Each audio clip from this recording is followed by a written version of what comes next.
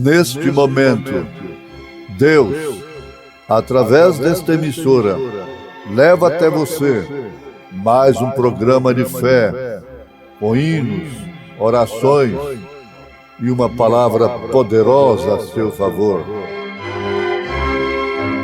Fé para vencer o mundo. Somente crer, somente crer, tudo é possível, somente crer, somente crer, somente crer, tudo é possível, somente crer.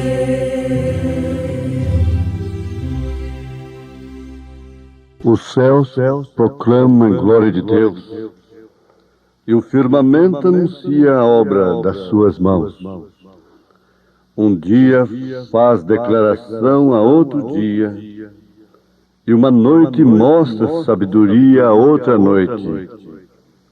Sem linguagem, sem fala, ouvem-se as suas vozes. Em toda a extensão da terra, e as suas palavras até o fim do mundo, neles pôs uma tenda para o sol, que é qual noivo que sai do seu tálamo e se alegra, como herói a correr o seu caminho.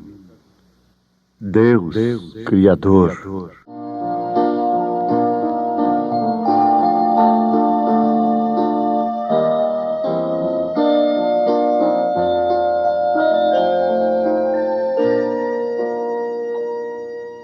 Se os conflitos do mundo hoje te impedem ver,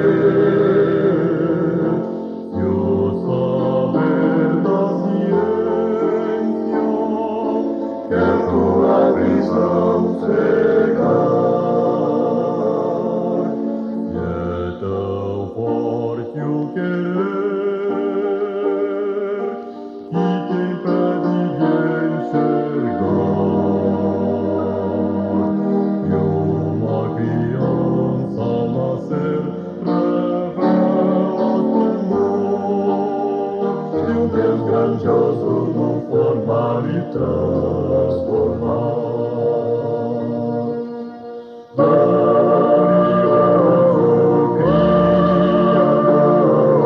Criador, Deus de amor e de favor, pode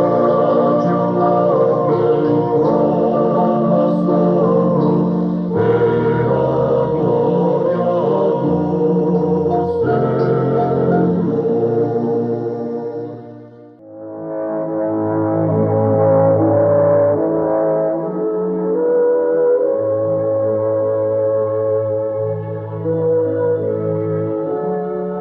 Ouvintes, continuemos constatando aquela verdade gloriosa sobre o testemunho que Deus dá acerca da vida eterna, acerca da ressurreição, da confiança daqueles que têm crido em sua palavra.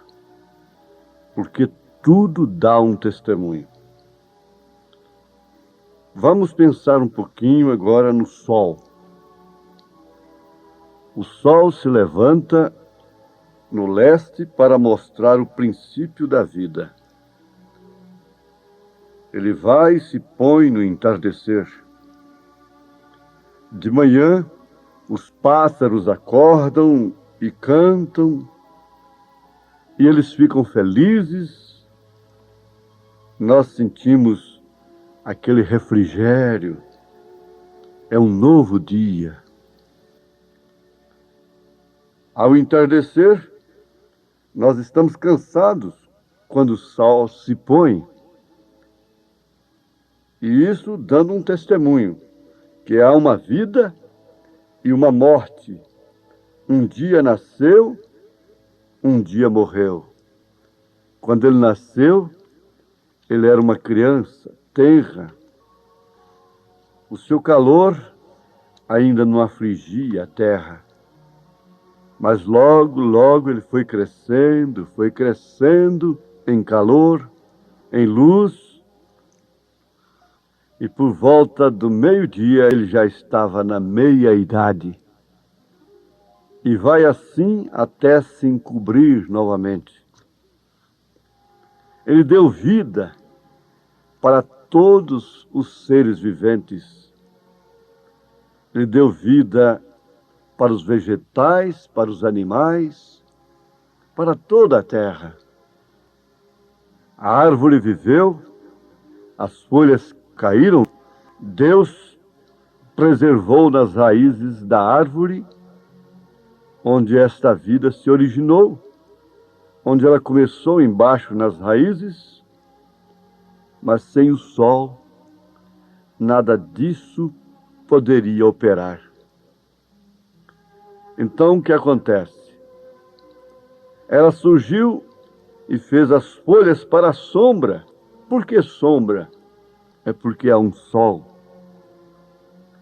Mas depois ela volta novamente de onde ela veio, somente para descansar, para vir em uma outra estação.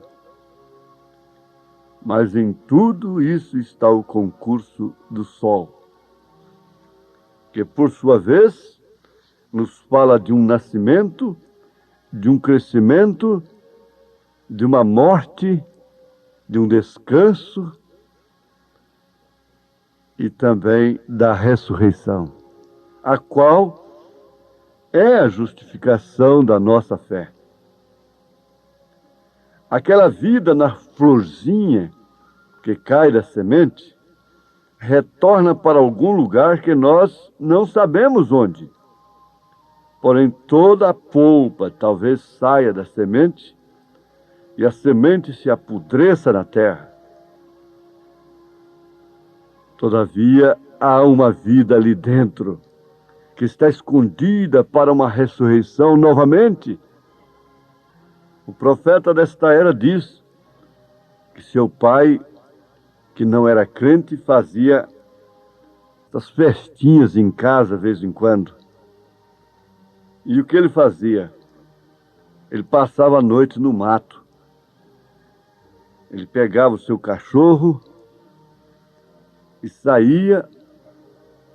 Ele disse que costumava fazer ali uma fogueira.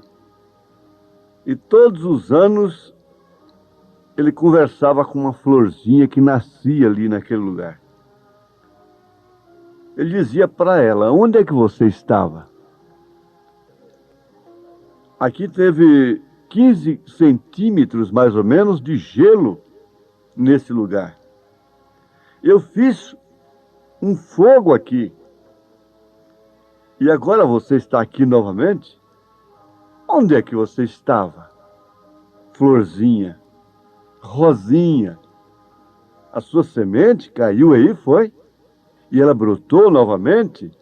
Depois de passar pelo gelo, passar pelo fogo, pelo calor, você está aqui novamente? Ah, sim, meus ouvintes, isso é simplesmente a natureza deixando todo homem inexcusável diante de Deus, como também todos os crentes confiados, mais crentes ainda. Isso nos leva à fé perfeita. Na verdade, isso faz contato, é um testemunho para os nossos sentidos humanos. E com isso nós ficamos inexcusáveis. A própria natureza testifica de um nascimento, de um crescimento, de uma morte e de uma ressurreição. Eu tenho ouvido diferentes pontos de vista. Eu tenho ouvido os maometanos, os budistas, os xiitas, jaanitas, e você também pode ler sobre o que eles creem. E existem centenas de diferentes pontos de vista de religião. Existem deuses, deusas e todas aquelas coisas. Porém, não há nenhum deles. Note, nenhum deles. Veja com grande amor Deus nos amou. Ó gentios, nenhum deles tem uma partícula da verdade neles. Isto porque nada testifica para eles de uma ressurreição. E uma religião que não tem uma ressurreição é uma religião morta. Você não pode trocar a ressurreição pela reencarnação. Você não pode trocar a salvação pelo sangue de Jesus Cristo, pelo purgatório. Você não pode trocar a salvação, a ressurreição, por um encerramento em um pesadelo, em um espírito vagando por aí, nessa quinta dimensão. Então veja, a religião cristã é a religião correta. Por quê? Tem morte? Tem. Tanto o cristão como o muçulmano, o budista, os xiitas, todos morrem. Vamos lembrar daquela coisa engraçada. Todos vão para a mesma panela, para o mesmo lugar. Mas há uma diferença na única e verdadeira versão da religião cristã. Ela tem uma morte, como todas as demais. Ela tem um enterro, como todas as demais. Mas o que a distingue? O que a leva a ser preferida pelo Filho de Deus? Escolhida pelo Filho de Deus? Ela tem uma ressurreição. Isto por quê? O seu Deus não é um Deus que está na sepultura. O seu Deus, na verdade, se fez carne, encarou a morte. Veja, ele encarou o nascimento, ele encarou um crescimento, ele é o sol da justiça. Ele encarou a morte, ele encarou até mesmo o enterro, mas ele despontou, ele brotou novamente. Agora Jesus não se reencarnou. Ele ressuscitou e foi assunto aos céus. E ele disse que assim como ele foi, nós também iremos. Ele disse que nós também teremos corpos semelhantes ao dele.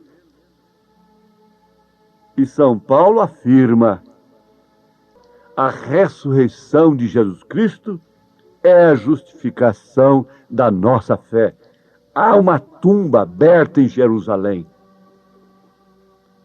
testificando que a nossa religião é a única que tem uma ressurreição. Por isso, compensa você negar-se a si mesmo, abdicar-se de seus próprios direitos,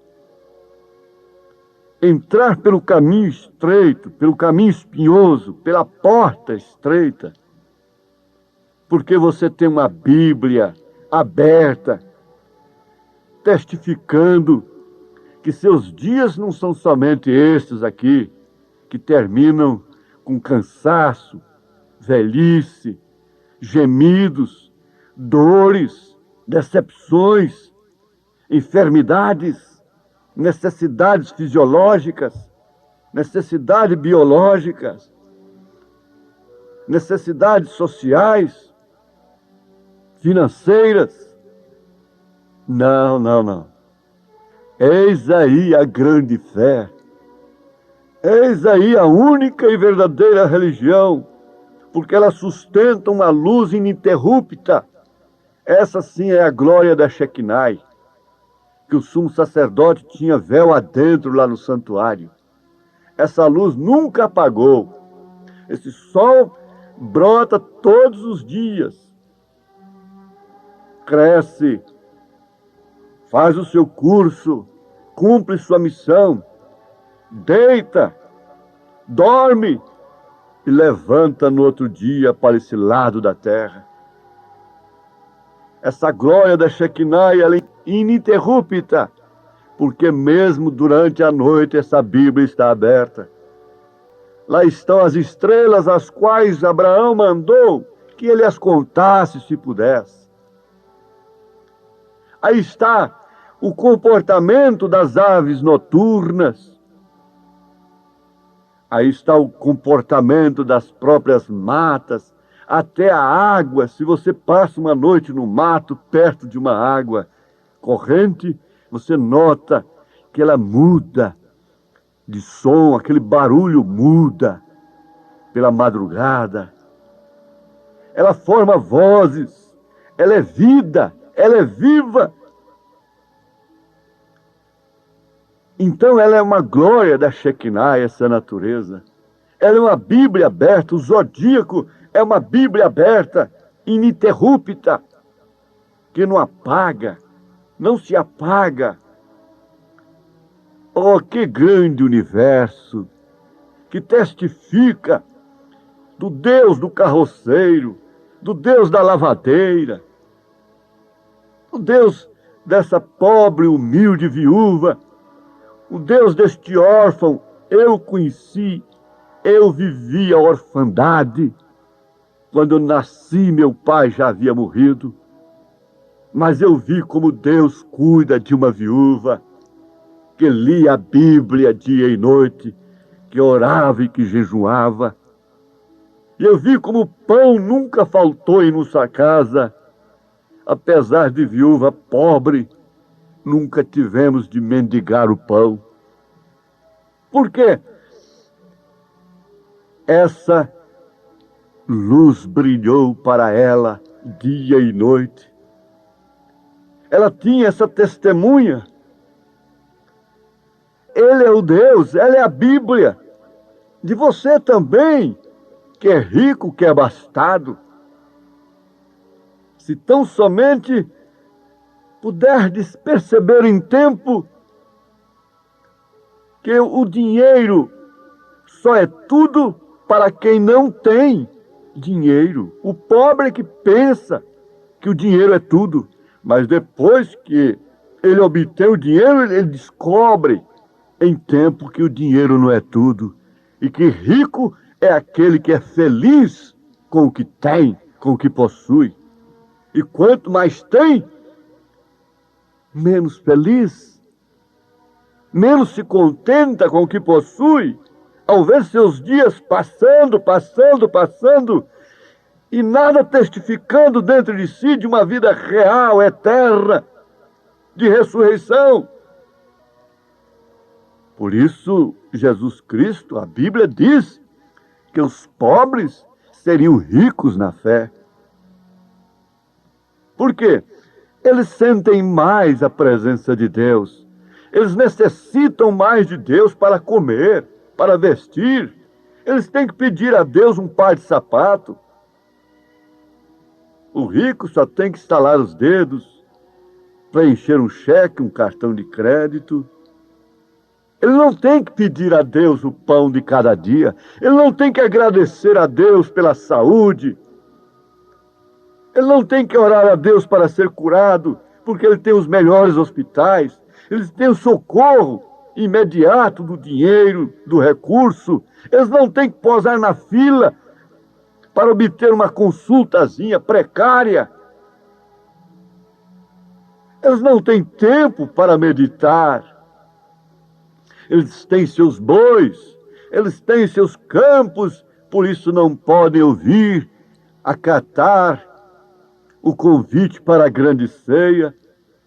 Então o Senhor disse: saia pelos valados, busque os mancos, os aleijados. E você, minha irmã, meu irmão, olha, todo pobre deveria ser crente. Todo mundo deveria ser crente, mas principalmente o pobre. Por que você vai sofrer tanto aqui nessa terra, deixando de ser milionário milhões e milhões de vezes na eternidade? Por que você quer ser pobre, desvalido por 2 vezes aqui na eternidade? Jesus mandou um recado para João Batista: e o evangelho é pregado aos pobres. Você tem a testemunha. Você tem testemunha na Bíblia, como Lázaro. E veja, os próprios fariseus deram testemunho disso. Veja o povo que segue esse Jesus aí. Veja se há algum príncipe no meio deles.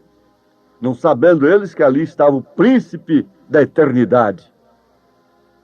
Basta um príncipe para nós, contanto que estejamos na multidão, não simplesmente tocando nele, como todo mundo tocava, mas sim como aquela mulher do fluxo de sangue, com o toque da fé. É a testemunha de Deus para o seu povo.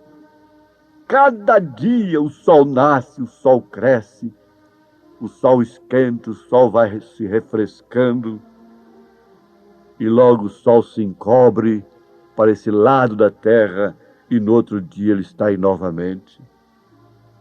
Essa religião de Jesus Cristo, a única verdadeira, ela tem uma morte, ela tem um nascimento, ela tem um crescimento, ela tem um envelhecimento, ela tem uma morte, ela tem um enterro, ela tem uma ressurreição.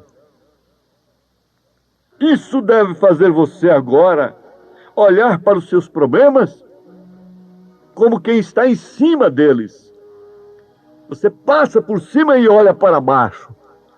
Sai debaixo deles e fica por cima deles, como está seu Deus.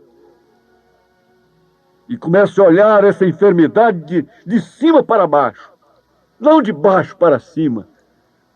Olha essa situação financeira de cima para baixo e não de baixo para cima. E você então verá que você é um filho de Deus, que você é uma filha de Deus, e que se há uma morte, um enterro, há também uma ressurreição.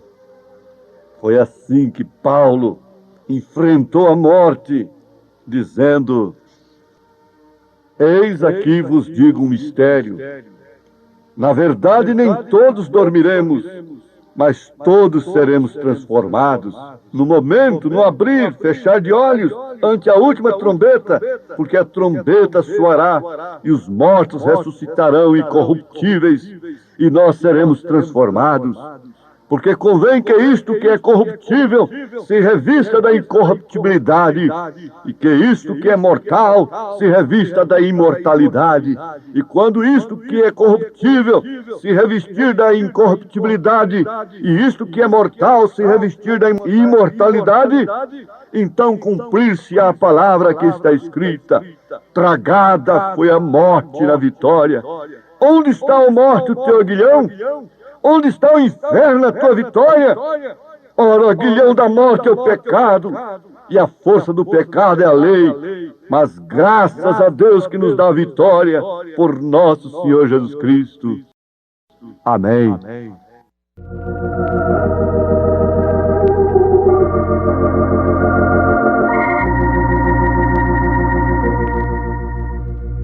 No crepúsculo sombras vem a terra, ao descanso todos convidar. Deus, porém, promete a alvorada, e das nuvens nuvens sombras dissipar.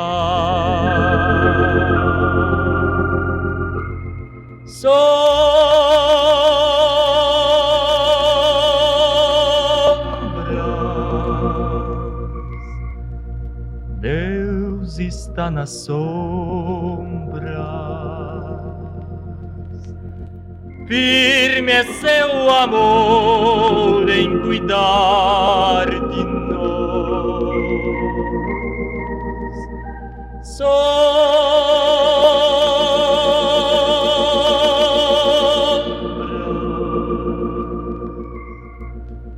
Deus está nas sombras, não te deixará lutar em dor.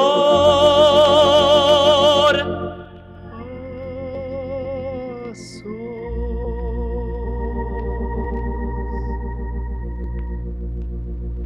Quando a tarde o tédio me rodeia, no silêncio do escurecer, eis que então Jesus vem ao meu lado e as tristezas faz-me esquecer.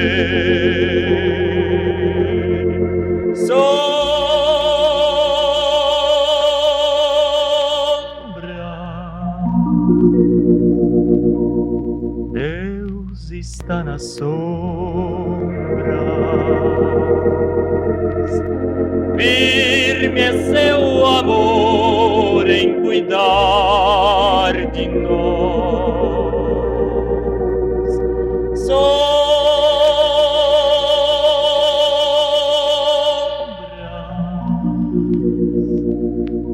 Deus está nas sombras, não te deixará lutar em dor.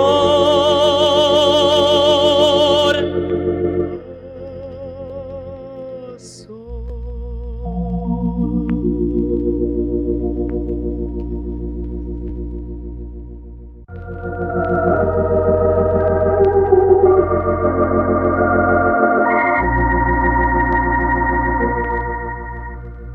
No crepúsculo sombras vem a terra, ao descanso todos convidar. Deus, porém, promete a alvorada e das nuvens sombras dissipar.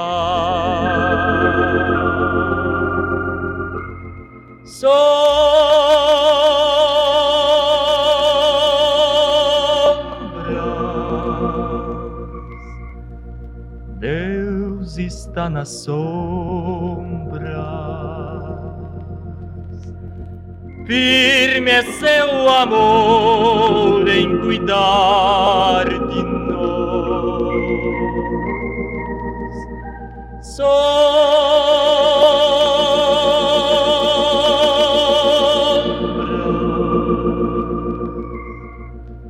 Deus está nas sombras, não te deixará lutar em dor.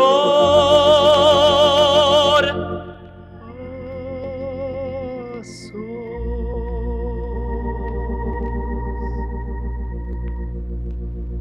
Quando a tarde o tédio me rodeia, no silêncio do escurecer, eis que então Jesus vem ao meu lado e as tristezas faz-me esquecer. Sou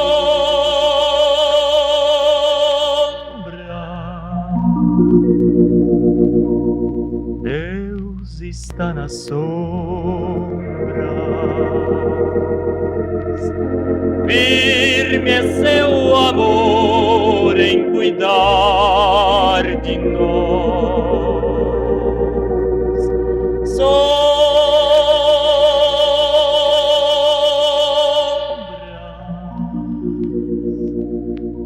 Deus está nas sombras, não te deixará lutar em dor.